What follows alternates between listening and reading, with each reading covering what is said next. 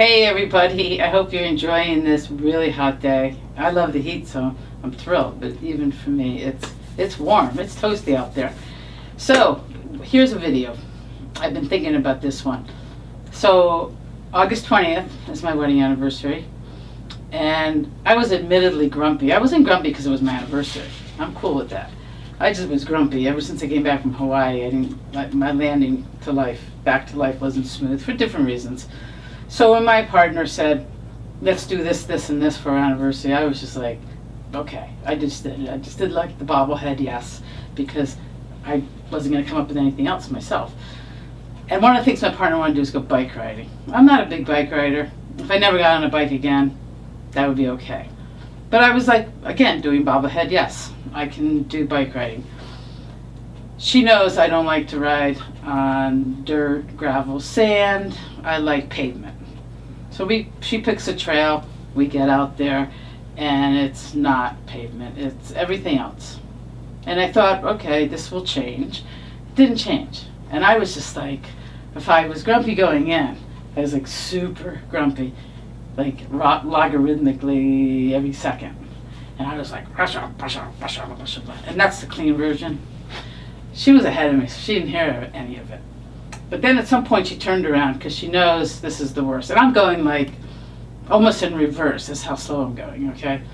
And she comes around and she says, listen, I know you don't like this, so let's just turn around, because we weren't that far. And we'll just do another trail, we'll ride on the streets. And I was like, nope, this is, I know she loves this, perfect bike ride for her. And I was like, no, I want to do it. And part of it is, for me, so there's two lessons on this video. This is the first lesson.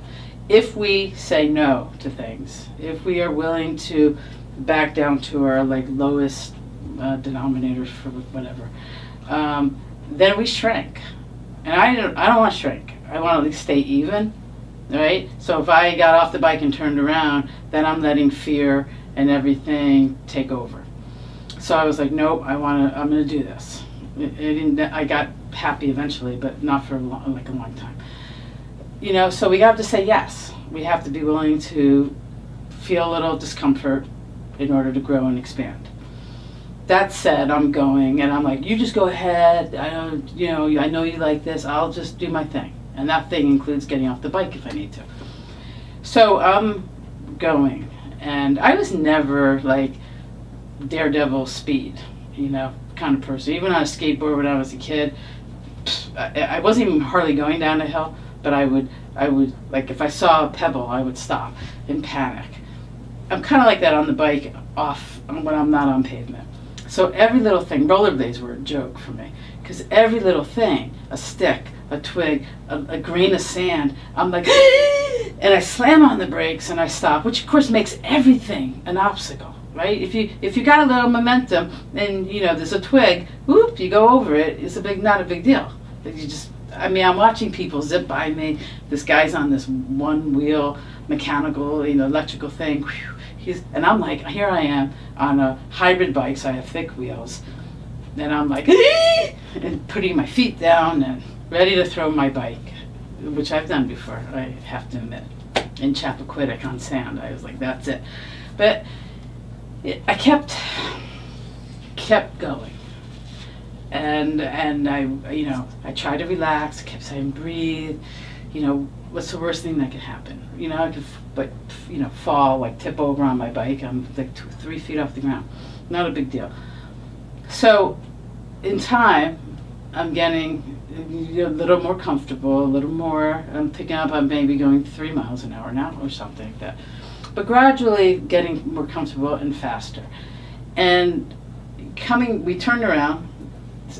So let's just say it took us, I don't know how long, to do 45 minutes maybe, to not go very far. But it took me a third of the time to come back. And as I was biking, like the latter half of the first part and the whole second part, is I realized that if I kept my wheels turning, that I was better. I was able to right my body better. I was able to right the bike better. And obstacles that seemed like mountains didn't really influence the bike at all. Like I was like, oh, okay, I can't believe I got through that. And an area that I really struggled with on this way was like, I didn't even know I went through it this way. And I just, again, kept my wheels moving. And so that's my lesson, because I've used that analogy many times with many clients since then, is that when things get difficult, A, we can shrink and back away, or we can try to meet the challenge and find our way. But two is, how do you keep your wheels turning, right? When things get hard, how do you, even if you slow down, even if you prepare, like I had one foot out of the little basket thing, toe loop, whatever it's called. I was ready, but I kept the wheels turning. And every time I wanted to stop, I was like, keep turning. How do you keep your wheels turning?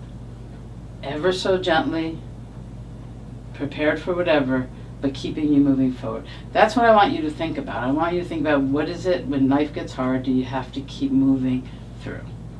Okay? And so go on a bike ride, do whatever, have fun, be careful in the heat though. And I'll be back real soon, okay? Take good care, everybody. Bye-bye.